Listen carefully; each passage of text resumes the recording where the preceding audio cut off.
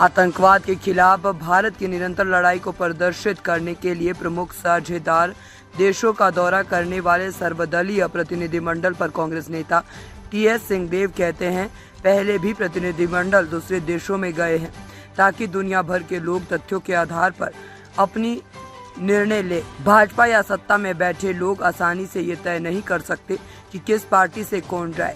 वे ये चुन सकते हैं कि प्रतिनिधिमंडल का नेतृत्व कौन करे, लेकिन ये नहीं कि कौन जाए।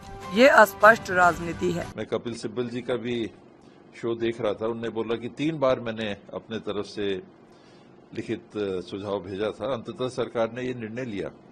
प्रश्न क्या है कि सरकार ने अपनी ओर से नाम मांगे, दूसरे दल से कौन जाएगा कौन नहीं जाएगा ये तो भारतीय जनता पार्टी या सत्ता में जो है वो नहीं निर्णय कर सकते।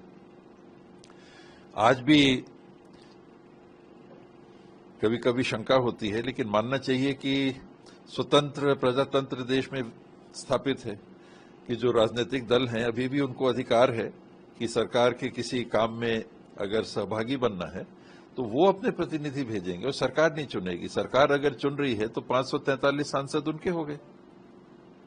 543 की लोकसभा है, उदाहरण के लिए राज्यसभा को फिलहाल छोड़ दें तो 543 लोकसभा के सदस्यों में अन्य दलों के मत का मतलब क्या रह जाएगा?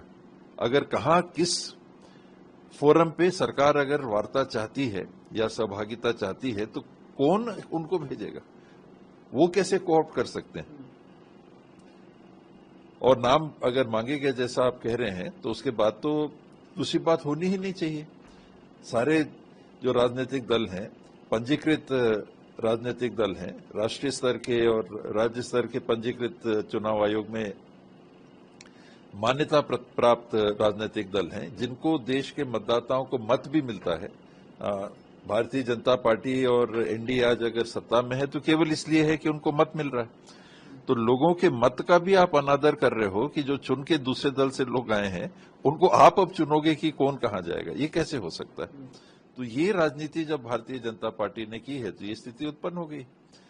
ये शुद्ध रूप से राजनीतिक दखल है। आप सरकार में हो तो डेलीगेशन का हेड कौन होगा ये ठीक है, आप चुन सकते हो कि उस समिति को प्रमुखता से कौन अगुवाई उसकी करेगा, ये सरकार का अधिकार हो सकता है। लेकिन अगर आप दूसरे राजनीतिक दलों में दखल देने लगोगे तो उस राजनीतिक दल को आप चलाने लगोगे। ये कैसे हो सकता है?